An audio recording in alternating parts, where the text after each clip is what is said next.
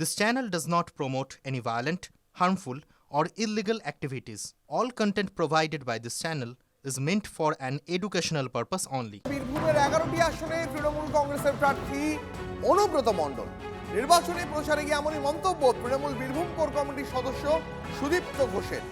রাজ্যের 294 আসনে যেমন প্রার্থী মমতা, তেমনি বীরভূমের 11টি বিধানসভা আসনে প্রার্থী অনুব্রত। তৃণমূলের কোর কমিটির সদস্যর এই মন্তব্যে দলের অন্দরেই নতুন করে অস্বস্তি তৈরি হয়েছে। আগে শুনুন কি বললেন সুদীপ্ত ঘোষ। গোটা বীরভূমে 11টা যে মেম্বার আছে সেই প্রার্থীর আমাদের হচ্ছে অনুব্রত মণ্ডল।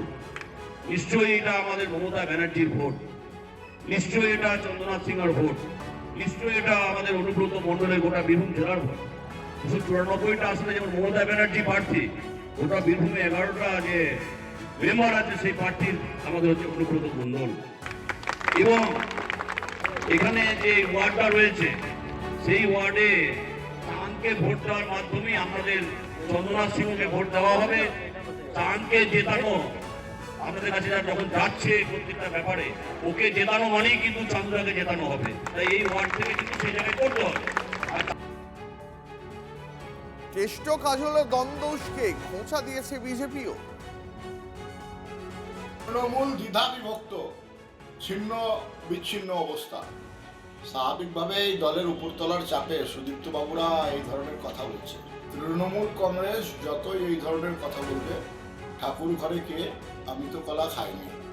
তৃণমূল যাচ্ছে এবং তৃণমূলের বিদায় তৃণমূলই ঘটাবে। ভোটের বাংলায় খুনোখুনি, রায়দিঘিতে বিজেপি কর্মী খুন, বাড়ির পাশের পুকুর পাড় থেকে বিজেপি কর্মীর ক্ষতবিক্ষত দেহ উদ্ধার। বিজেপি কর্মী কিশোর দাসের দেহে একাধিক আঘাতের চিহ্ন। সম্পর্কে টানাপোড়েনে খুনের অভিযোগ পরিবারের, এমনটাই দাবি পুলিশের। অভিযোগের ভিত্তিতে নিহত বিজেপি কর্মীর স্ত্রী এবং তার প্রেমিককে গ্রেপ্তার করেছে পুলিশ। রায়দিঘি 216 নম্বর বুথের বিজেপি কর্মী কিশোর দাস পাল্টা খুনের ঘটনা ধামাচাপা দেওয়ার অভিযোগ তুলেছে বিজেপি প্রার্থী পলাশ রানা। মাথায় মেরে ফেলেছে।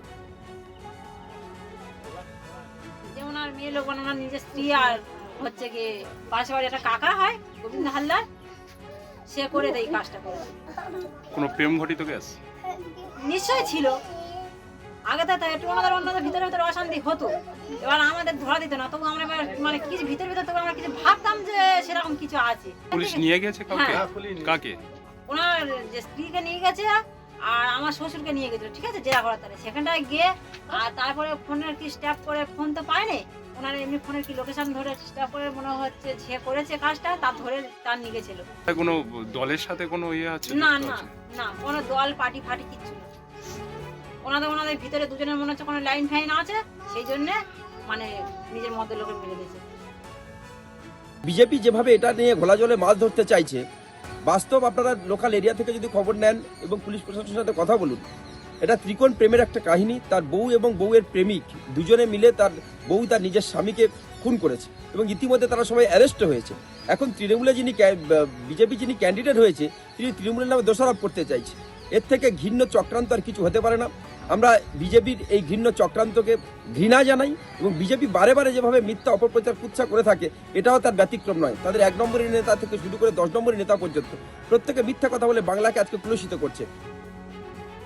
পুলিশ আর এখানকার লোকাল তৃণমূল যে নাটক তৈরি করছে যে অবৈধ সম্পর্ক ছিল, মানুষকে খুন করে ধামাচাপা দেওয়ার চেষ্টা করলে এটা সম্ভব নয়। ভারতীয় জনতা পার্টির যে কার্যকর্তা খুন হয়েছে, এই কার্যকর্তার খুনের প্রতিবাদে ভারতীয় জনতা পার্টি শুধু রায়দিঘি বিধানসভা নয়, সারা পশ্চিমবঙ্গ জুড়ে এই আন্দোলনের রূপরেখা তৈরি করবে। যতক্ষণ না পর্যন্ত এই খুনের কোনো সুরাহা হবে, এই খুন কেন করলো, যতক্ষণ না পর্যন্ত মমতা ব্যানার্জি জবাব দেবেন, ততক্ষণ পর্যন্ত ভারতীয় জনতা পার্টি আর আন্দোলন চলতে থাকবে রায়দিঘি বিধানসভাতে সহ সারা পশ্চিমবঙ্গে। ভোটবঙ্গে বেহালাতে বিজেপি কর্মীর উপরে হামলার অভিযোগ, দোকান ভাঙচুর। তৃণমূলের বিরুদ্ধে বিজেপি কর্মীকে মারধরের অভিযোগ। সিসিটিভি ফুটেজে ধরা পড়ল ছবি। আক্রান্ত কর্মীকে নিয়ে থানায় বেহালা পূর্বের বিজেপি প্রার্থী। বেহালার 144 নম্বর ওয়ার্ডে বিজেপি কর্মীর দোকান ভাঙচুরের অভিযোগ। ঠাকুরপুকুর থানায় অভিযোগ দায়ের বিজেপি প্রার্থী সুনীল মহারাজ। একজন ওয়ার্ড প্রেসিডেন্টকে দুপুরে বাবু কৈরি নামে এক দুষ্কৃতী তার দোকানে ঢুকে তার স্ত্রীকে মারধর,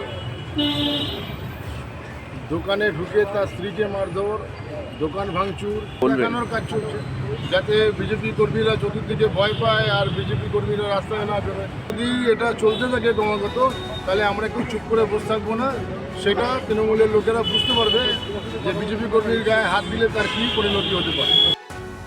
তুমি তো লক্ষ্মীর ভাণ্ডার পাচ্ছ, তো লক্ষ্মীর ভাণ্ডার পাচ্ছ, তোমার বর কেন মিটিং মিছিলে যাচ্ছে, তোমার বর কেন বিজেপির মিটিং মিছিলে যাচ্ছে? ইমিডিয়েট বারণ করো, নাহলে কিন্তু খুব খারাপ হয়ে যাবে।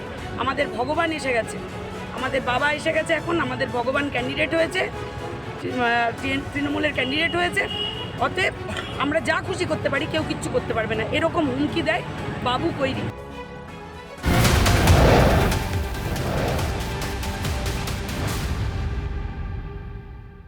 শুধু মারধরের অভিযোগই নয়, ভোটের বাংলায় হারোয়ায় বোমা উদ্ধার, গোটা বাড়ি ঘিরে ফেলে পুলিশ।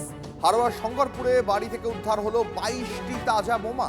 বাড়ি থেকে মিলেছে বোমা তৈরির মশলাও। খবর দেওয়া হয় বম্ব স্কোয়াডকে।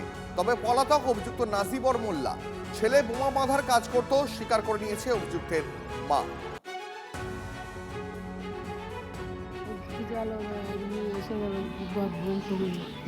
আগে প্রথম আমার ওই জায়গা বাড়ি ঢুকে জানে না বলে ঢুকে গেল, এবার ওদের বাড়িতে আর আমাদের বাড়ি ঢুকে। আপনার ছেলের বাড়িতে বোম পাওয়া গেছে? হ্যাঁ, কটা? ও অনেকটা পেয়ে গেছে। মুখে কথা কব কেন বা তোমার সাথে, এবার এরম ব্যারেলে এটা 4টে ব্যারেল পেয়েছে, আর হইলে 3টে। অনেক বোমা? হ্যাঁ, ছেলে বানকি দিল আমার ছেলের কাছে। হ্যাঁ, আচ্ছা। আমার বেঁধে বলে তোমাদের বাতা হয়ে গেছে, লে যাও। পরে লে যাইনি বলে ও দিলে যাও বলে, আর ওই রেখে দেয়। আর আমার ছেলে বোম বাঁধে আপনি জানেন?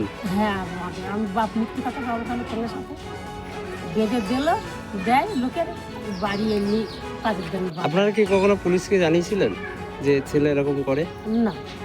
সবগুলো কি তাজা? হ্যাঁ, বেঁধে সব ওই রেখে দিল, ধারা বানতি দিয়েছিল, তাদের দেবে বলে রেখে দিয়েছে।